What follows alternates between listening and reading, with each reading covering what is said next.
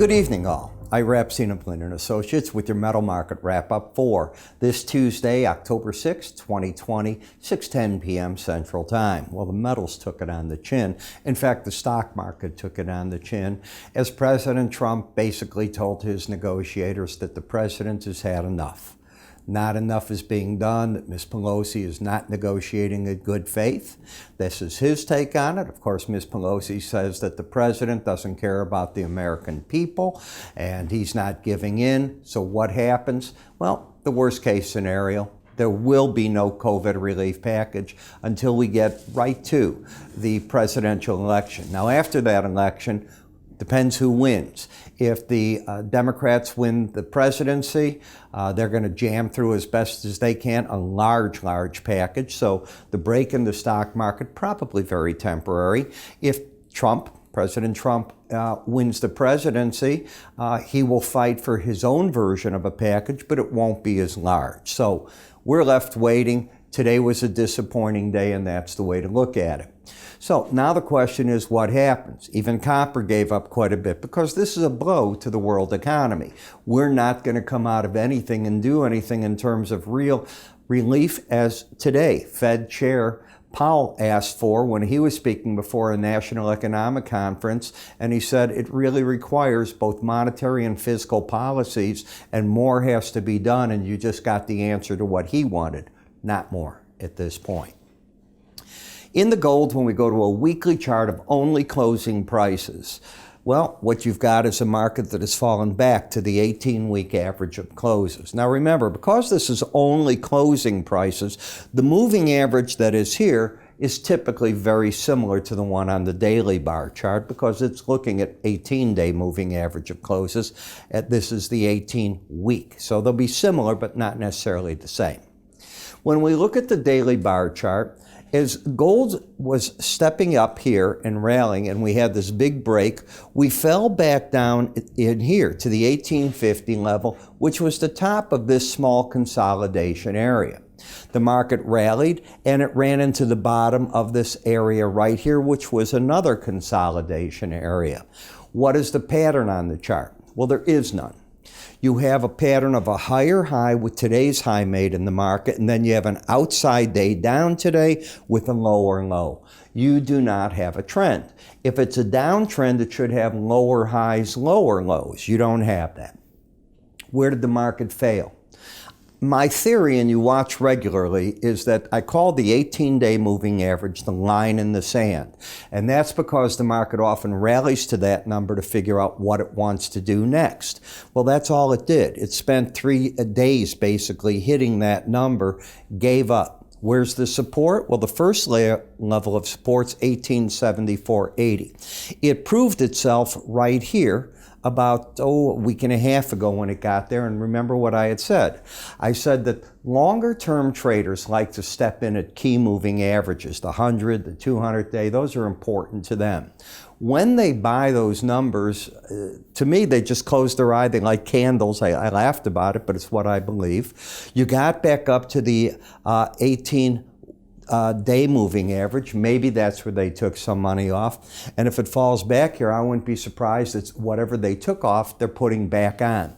Not my method of trading. I recognize what they're doing.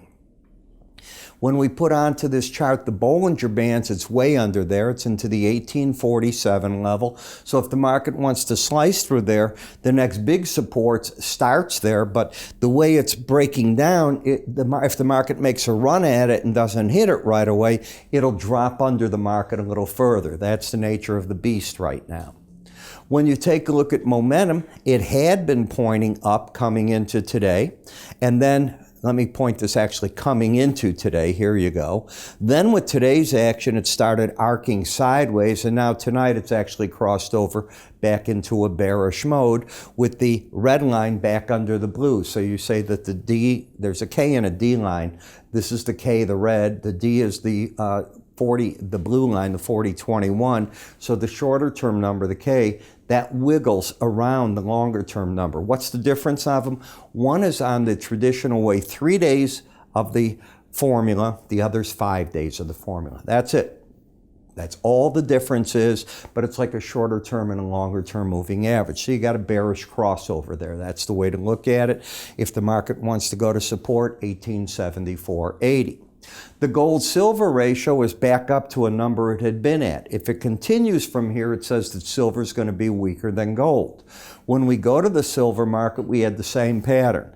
We had been up until today in a pattern where the market had hit the 100-week average back at the 2185 level. The market has been rallying. The question to me was, would it hit the 18-day and would the market take some money off? The traders didn't get a chance. You didn't do that. You slipped back under. So now you're coming back for a challenge of the 2259 level. I'm not saying it has to be hit. It's the next support zone. And from where you're at, it's still $1.40 lower. So don't think that's easy to get to. It's difficult to get to. In terms of momentum, as you can see, the momentum here with tonight's action is also turned down. So you set these markets, and I'm back on my heels. That's what you see me doing. That's what you did today. Back to the drawing board for those that were bullish. The bears didn't grab control, but they stopped the bull rally. The copper market turned bearish with today's action. You now have lower highs, lower lows. If you can break down, well, then the 288.75 level. I thought this market was going to do better. I didn't expect these breaks to happen. I thought it was going to do a lot better. Holding the, let's say, 290 to 295 zone, you're still in that. And remember, this is Golden Week in China, so you don't have the big trade coming in out of them. You're not getting the arbitrage. You're not getting their buying needs in the market. They're on vacation. Flat momentum, bear trend. If you break down 288.75, to break the downside, you have to get back over 296.45, yesterday's high. When we get to the platinum market, this market rallied right up to the 18-day average, exactly what I teach, fought its battle there, couldn't do anything, and now it's out of that, if you will, that contra trend to the upside. Why do I call it contra in this and the silver and the other markets? Because when the swing line was up, and it was at one point there, you were still under the 18-day average. Therefore, the bias is down. When you get that set up, it's a contra trend rally, a correction rally. Now you got to see if it can do anything more than that. It failed at that point. The strongest of the metal, and I've been very consistent in saying this, is the palladium market. But it is overbought, so now it's vulnerable. You finally got to an overbought territory. I doubt you're going to get to the upper Bollinger Band unless the whole metal market gets a reason to rally. I wouldn't be surprised if the pros lighten up their position here because of that. But this is where the strength is, and the market still has good support at 23.2250, but it's so overbought, I don't know if the pros will step in for it.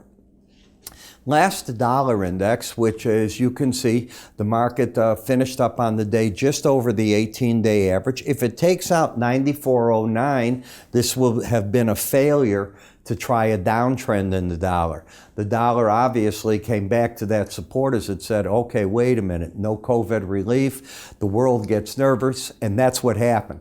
The other currencies got dumped. The dollar got a bid, not because it's so great, but our economy's so big, we can withstand this better than most. But it also means that without that relief package, our economy, in the end, we hurt ourselves. Don't kid yourself. We shoot ourselves in the foot in the short term. You don't believe me? Look at what Mr. Powell, our Fed chair, said today. He said that without government support here, without more aid, which is needed, the chances of just picking up, we hurt them. And that's what is going on here. So I look at all that, try to figure out what to do, and I will turn. As an example, when this happened, I was talking to Linn of the Linn Group, the founder of it, and we were talking about it, and this news broke, and we must have been on the phone an hour discussing strategies. He writes some letters, we get others that write it. Dan Huber, if you know Dan, writes a lot of our grain and some of our metal strategies in the marketplace. So we cover all this for you, and it's important to read it right now because what's happening is so important going into this election. I warned you that some clearing firms were going to raise margins. Well, you can count on that going to happen right now. What's going to happen here is some of the firms are going to say this volatility in front of the election causes problems. I know our own clearing firm, they notified us that starting next week they're going to raise the margins in graduated areas to help the client protect themselves. What's the difference? You have a little more money in. It's not a lot. They're not going up dramatic on the margins. They want the client to be protected. I'm all for that. When I had my own clearing operation, where I was able to, I didn't have my own clearing. I was a very large introducing broker many years ago. I mean, really big. And we were able to direct what we wanted our own division's margins to be. That's harder to do today given how much smaller, yes, smaller, the clearing firms, the amount of them, the different parts that are there. You've lost a lot of the clearing firms as there's less profit centers right now, as there's been consolidation with electronic trading, and the floors are basically gone. So don't kid yourself, that happens. But I think you'll find that they act not together, but they understand the game. I understand it. If I ran into a clearing firm, I'd be doing the same thing if I ran one. All right, how do you get our info? Go to our website, go to free offers. You'll be able to get everything you need right there. I'm Ira Epstein. You have a great day, and I'll talk to you tomorrow.